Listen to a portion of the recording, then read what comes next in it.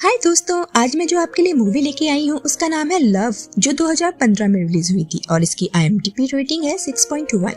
और इस मूवी के इंटीमेट सीन्स को 3D कैमरे से फिल्माया गया है और कहानी मर्फी नाम के लड़के की है जो अमेरिकन सिनेमा स्कूल का स्टूडेंट है। और फिर उसे एक लड़की मिलती है जिसका नाम इलेक्ट्रा है और उसके साथ एक पैशनेट लव शुरू हो जाता है, लेकिन ये प्यार जल्द ही एक अजीब फैंटेसी को पूरा करने की वजह से एक बदसूरत मोड़ ले लेता है। क्या होता है, चलिए देखते हैं।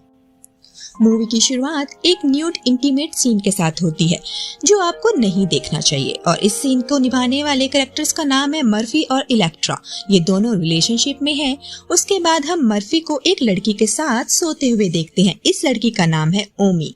तभी उनका एक छोटू सा बेबी पापा पापा कहते हुए उनके पास आ जाता है और मर्फी उसको गोद में उठाकर प्यार करने लगता है और फिर उसे ओमी को पकड़ा देता है। ओमी दरअसल मर्फी की वाइफ है। मर्फी के वॉइस ओवर से हमें पता चलता है कि वो अपनी एक्स गर्लफ्रेंड इलेक्ट्रा को मिस कर रहा है और उन्हें 3 साल से भी ज्यादा हो गया है वो एक दूसरे के टच में नहीं है। मूवी फ्लैशबैक में जाती है और मर्फी इलेक्ट्रा को फोन करता है, लेकिन फोन उसकी मॉम उठाती है और मर्फी को दोबारा कभी फोन ना करने को कहती है। मूवी प्रेजेंट में आती है और इलेक्ट्रा की मॉम बताती है कि इलेक्ट्रा पिछले 3 महीने से लापता है और उन्हें काफी फिक्र हो रही है कि इलेक्ट्रा के दिमाग में सुसाइडल थॉट्स भी चल रहे थे और उन्हें डर है कि कहीं उसे कुछ हो ना गया हो। मॉर्निंग ब्रेकफास्ट के दौरान ओमी मर्फी के मोटे पेट को देखकर उसे ताना मारती है कि ऐसा लग रहा है जैसे कि वो प्रेग्नेंट है। मर्फी के वॉइस ओवर से हमें पता चलता है कि ओमी के लिए वो कुछ फील नहीं करता, वो बस अपने बेटे की केयर करता है और उसे डर है कि कहीं ओमी अपने बेटे को गे ना बना दे और बताता है कि उसके जैसे बच्चे कैसे पैदा होते हैं। कहानी फ्लैशबैक में जाती है जहां हम ओमी और मर्फी को इंटीमेट होते हुए देखते हैं और ओमी मर्फी को बताती है कि वो प्रेग्नेंट है। फिर वो उसे अपनी प्रेगनेंसी किट दिखाती है और कहती है 2 स्ट्राइक्स मतलब वो प्रेग्नेंट है।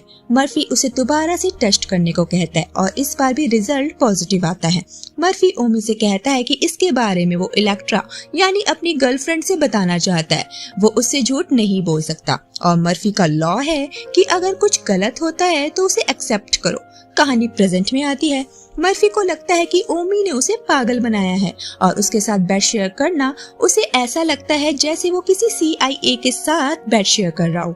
उसका घर जो कभी उसका था अब उसे एक जेल लगने लगा है, कोई प्राइवेसी नहीं रह गई है। फिर वो एक बुक के अंदर से ओपियम नाम की एक जानलेवा गोली निकालता है। कहानी फ्लैशबैक में जाती है और हम इलेक्ट्रा को देखते हैं और ये जानलेवा गोली उसी ने मर्फी को दी थी। मर्फी कहता है कि इसे अभी खा लूं। इलेक्ट्रा कहती है नहीं, ये तब के लिए है अगर उनकी लाइफ में बुरे दिन आए तो वो ये गोली खाकर अपनी जिंदगी खत्म कर सकता है। उसी वक्त मर्फी बताता है कि ओमी प्रेग्नेंट है। इलेक्ट्रा पूछती है किसकी वजह से। उसके बाद वो मर्फी के ऊपर थूक कर वहां से चली जाती है। उसके बाद एक क्लब का सीन है जहां मर्फी अपने दोस्त के साथ है और तभी वहां उसे इलेक्ट्रा किसी दूसरे लड़के के साथ डांस करते हुए दिखती है। उसका दोस्त उसे समझाने की कोशिश करता है कि अब उन दोनों के बीच कुछ नहीं है, लेकिन मर्फी इलेक्ट्रा से बात करने की कोशिश करता है और पूछता है कि वो उस लड़के के साथ डांस क्यों कर रही है। इलेक्ट्रा कहती है तुम जाओ उसी के पास और बच्चे पैदा करो। मर्फी कहता है वो इलेक्ट्रा से प्यार करता है। इलेक्ट्रा कहती है अगर वो उसे प्यार करता तो ओमी का अबॉर्शन करवाता और बच्चे पैदा नहीं करता। मर्फी कहता है कि वो उसके साथ बच्चे पैदा करना चाहता है और कहता है तुम मुझे जलाने के लिए इस लड़के के साथ डांस कर रही हो। इलेक्ट्रा उस पर काफी चिल्लाती है। घर पहुंचकर मर्फी उसे फोन करके आई लव यू कहता है, लेकिन इलेक्ट्रा उससे कहती है कि वो उससे नफरत करती है। वो उसके घर पहुंच जाता है और देखता है कि वो जूलियो के साथ है। जूलियो मर्फी का फ्रेंड है। मर्फी पूछता है तुम इस जूलियो के साथ इंटीमेट हो रही हो। इलेक्ट्रा उसे फिर से वहां से चिल्लाकर भगा देती है। मर्फी जूलियो को फोन करता है और कहता है कि तुम मेरी गर्लफ्रेंड के साथ इंटीमेट हो रहे हो। जूलियो उसे समझाता है कि वो उसकी गर्लफ्रेंड के साथ कुछ नहीं कर रहा। उनके बीच काफी वाहियात कन्वर्सेशन होती है और जूलियो फोन काट देता है। मर्फी को इलेक्ट्रा के साथ बिताए दिन याद आते हैं जहां इलेक्ट्रा मर्फी से उसकी सबसे वाइल्ड फैंटेसी के बारे में पूछती है और जब वो अपनी फैंटेसी के बारे में बताती है तो हमें पता चलता है कि वो एक ब्लॉन्ड लड़की और मर्फी के साथ थ्रीसम करना चाहती है। मर्फी भी कहता है कि वो भी किसी दूसरी लड़की के साथ इंटीमेट होना चाहता है और यहाँ एंट्री होती है ओमी की जो मर्फी की न्यू नेबर है। वो सब साथ में लंच करते हैं और ओमी से हमें पता चलता है कि वो अपनी माँ की नाजायज औलाद है और उसे नहीं पता वो किसकी बेटी है। वो इलेक्ट्रा से पूछती है कि क्या कभी उसने अबॉर्शन करवाया है। इलेक्ट्रा मना करती है और मर्फी भी मजाक में कहता है कि उसने भी कभी अबॉर्शन नहीं करवाया। उसके बाद शुरू होती है रासलीला। तीनों एक ही बेड पर शुरू हो जाते हैं और मर्फी और ओमी इंटीमेट होते हैं इलेक्ट्रा के सामने। एक दिन इलेक्ट्रा जब मर्फी के साथ नहीं होती, मर्फी ओमी को देखता है और फिर हम ओमी को मर्फी के साथ फिर से इंटीमेट होते हुए देखते हैं। लेकिन इलेक्ट्रा उनके इस कांड से अनजान होती है कि उसका बीएफ उसकी पीठ पीछे ओमी के साथ दोबारा से इंटीमेट हुआ है और इसी सीन के बाद से ओमी प्रेग्नेंट हो जाती है। कहानी प्रेजेंट में आती है और मर्फी इलेक्ट्रा की न्यूड फोटोज देख रहा होता है जो उसने खुद क्लिक की थी। कहानी कई बार फ्लैशबैक में जाती है जहां हमें मर्फी और इलेक्ट्रा के इंटीमेट सीन्स देखने को मिलते हैं, वो भी 3D में, और उनकी मुलाकात कैसे हुई थी ये भी पता चलता है। पेरिस की एक खूबसूरत जगह जहां वो दोनों मिले थे, उसके बाद एक कॉफी डेट और इलेक्ट्रा का एक्स बॉयफ्रेंड उसे छोड़कर जा चुका था क्योंकि वो काफी ज्यादा हॉट था और उसे एक यंग लड़की चाहिए थी। मर्फी पूछता है तुमसे भी ज्यादा यंग। उसके बाद वो दोनों इंटीमेट होते हैं और मर्फी इलेक्ट्रा का न्यूड फोटोशूट करता है। इलेक्ट्रा मर्फी को अपनी मॉम से मिलवाती है। इलेक्ट्रा के जाने के बाद इलेक्ट्रा की मॉम मर्फी से पूछती है कि क्या तुम ड्रग्स लेते हो, क्योंकि उन्हें इलेक्ट्रा के अपार्टमेंट से ड्रग्स मिला था और उनके ख्याल से इलेक्ट्रा ड्रग्स नहीं लेती। तो उन्हें लगता है कि शायद मर्फी ड्रग्स लेता है, लेकिन मर्फी मना कर देता है। लेकिन फिर हम देखते हैं कि वो दोनों ही एक नंबर के नशेड़ी हैं और ये ड्रग्स उन्हें मर्फी के दोस्त जूलियो ने दिया है और जूलियो का नंबर इलेक्ट्रा ने मर्फी के फोन से निकाला था। वो फिर से जूलियो के पास आते हैं और इलेक्ट्रा उससे और ड्रग्स मांगती है। मर्फी कहता है जूलियो मेरा फ्रेंड है, कोई ड्रग डीलर नहीं। इसके बाद वो दोनों एक पार्टी में जाते हैं जहां मर्फी को एक लड़की पाउला मिलती है और वो सब वहां प्यार और वासना की बातें करते हैं। पाउलो मर्फी से कहती है कि वो उसे कुछ दिखाना चाहती है। वो मर्फी को अपने साथ बाथरूम ले जाती है और उसके साथ इंटीमेट होने लगती है। मर्फी कहता है कि उसकी गर्लफ्रेंड है। पाउला भी कहती है कि मेरा भी बॉयफ्रेंड है। वो पाउला से कहता है क्या वो ये सब सीक्रेट रख सकती है। पाउलो कहती है उसे सीक्रेट्स पसंद है। फिर वो दोनों इंटीमेट होते हैं।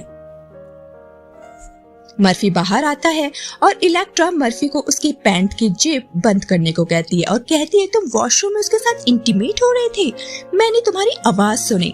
मर्फी कहता है वो बस मुझे किस करना चाहती थी। इलेक्ट्रा मर्फी से कहती है कि उसने भी मर्फी को एक हफ्ते पहले अपने एक्स बॉयफ्रेंड के साथ इंटीमेट होकर चीट किया है। ये सुनने के बाद वो दोनों एक दूसरे से लड़ने लगते हैं और वो दोनों एक दूसरे को गाली देते हैं। लेकिन घर पहुंचकर वो दोनों एक दूसरे के साथ फिर से इंटीमेट होते हैं। इलेक्ट्रा की पेंटिंग एग्जीबिशन के दौरान मर्फी काफी ड्रिंक कर लेता है और इलेक्ट्रा के फ्रेंड के सर पर बॉटल फोड़ देता है क्योंकि उसे लगता है कि वो इलेक्ट्रा के साथ इंटीमेट हुआ था। मर्फी को फिर हम पुलिस स्टेशन में देखते हैं जहां वो ये इमेजिन करता है कि इलेक्ट्रा उसी आदमी के साथ इंटीमेट हो रही है। वहां मर्फी पुलिस के सामने अपना पॉइंट रखता है कि उसने क्यों उस आदमी के सिर पर बॉटल मारी, क्योंकि उसने उसकी गर्लफ्रेंड के साथ कांड किया था। पुलिस उसे छोड़ देती है और मर्फी इलेक्ट्रा से कहता है कि एक आदमी ही दूसरे आदमी को समझ सकता है। वो पुलिस वाला काफी अच्छा इंसान था, लेकिन इलेक्ट्रा उसके बिहेवियर से नाराज है और वहां से चली जाती है। लेकिन रात में वो दोनों एक बार फिर से इंटीमेट होते हैं। फिर वो एक अजीब सी जगह जाते हैं जहां सब एक दूसरे के साथ कांड कर रहे होते हैं।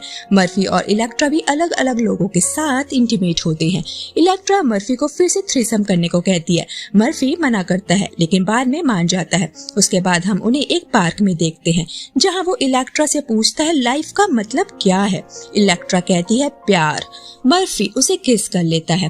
फिर वो दोनों एक दूसरे से उनका नाम पूछते हैं। वो दोनों अपने आप को इंट्रोड्यूस करवाते हैं और यहाँ ये क्लियर होता है कि ये इनकी पहली मुलाकात थी और यहीं से इनका रिलेशनशिप शुरू हुआ था। उसके बाद दोनों इंटीमेट होते हैं। उसके बाद इलेक्ट्रा मर्फी से कहती है कि प्रॉमिस करो हम एक दूसरे को प्रोटेक्ट करेंगे चाहे कुछ भी हो जाए। और फिर इलेक्ट्रा कहती है वो दर्द बर्दाश्त नहीं कर सकती। इस दर्द को सहने से अच्छा है वो सुसाइड कर ले। कहानी प्रेजेंट में आती है जहाँ मर्फी ये विश करता है कि इलेक्ट्रा के साथ कुछ बुरा ना हुआ हो और वो ये चाहता है कि वो उसी रात में वापस चला जाए जब वो इलेक्ट्रा के साथ पहली बार इंटीमेट हुआ था। लास्ट में हम मर्फी को उसके बेबी बॉय के साथ बाथ टब पर रोते हुए देखते हैं और वो अपनी बेबी से सॉरी कहता है और बताता है लाइफ इतनी इजी नहीं होती, जब तुम बड़े हो जाओगे सब समझ जाओगे। और आखिरी में हम मर्फी को इलेक्ट्रा को इमेजिन करते हुए देखती हैं और वो इलेक्ट्रा के साथ धोखा करने के लिए उससे माफी मांगता है और मूवी यहीं खत्म हो जाती है। सो गाइज मैं आपको एंडिंग एक्सप्लेन करती हूँ। दरअसल इलेक्ट्रा के दूर चले जाने की वजह से मर्फी काफी टूट चुका था। वो अपने 18 महीने के बच्चे के साथ भी थोड़ा अनफेयर था। वो ओमी से प्यार नहीं करता था। वो सुसाइड करने के बारे में सोच रहा था, लेकिन लास्ट में उसने अपने प्यार और बच्चे के बीच में अपने बच्चे को चुना और इलेक्ट्रा और मर्फी को अंततः एहसास हो जाता है कि वो नहीं है जो उन्होंने होने का सपना देखा था। प्रेजेंट में मर्फी उस रात को जब वो पहली बार इलेक्ट्रा से मिला था फिर से जीने का एक और मौका देने के लिए भगवान से प्रार्थना करता है और चुपचाप अपने बाथटब में रोता है। वो अंदर से डेड महसूस करता है और आखिरी बार वो ये कल्पना करता है कि क्या हो सकता था अगर उसने उस दिन सही डिसीजन लिया होता। वो प्रेग्नेंट इलेक्ट्रा को बाथटब में आराम देते हुए देखता है। ओमी उस पर एक नजर डालती है और उसे उसके हाल में छोड़ देती है। वो ये जानती है कि वो जो कुछ भी कर रहा है उससे बाहर निकलने का कोई रास्ता नहीं है, क्योंकि वो वैसे भी ओमी को कुछ नहीं समझता। तभी उसे उसका बेटा दिखाई देता है और वो उसे कस कर पकड़ लेता है और रोता है और अपने बेटे से माफी मांगता है, क्योंकि उसे पता है कि वो कभी भी एक अच्छा पिता और एक अच्छा पति नहीं है। वो अपने बेबी को खूब प्यार करता है और जहाँ तक इलेक्ट्रा की बात है वो दोबारा कभी नहीं मिली। या तो उसने सुसाइड कर लिया या फिर वो कहीं दूर चली गई और इस तरह से वो अपनी फैंटेसी के चक्कर में अपने बॉयफ्रेंड और अपनी जिंदगी दोनों को ही गवा बैठी और मर्फी ने अपने बेबी बॉय को अपना सारा प्यार देने की कसम खा ली और ये मूवी यहीं पे खत्म हो जाती है। सो गाइस, अगर आपको इस मूवी का एक्सप्लेनेशन पसंद आया हो तो कमेंट बॉक्स में लिख के जरूर बताइएगा और चैनल को सपोर्ट करने के लिए चैनल को प्लीज सब्सक्राइब कर दीजिए। अपना ख्याल रखिए। टाटा।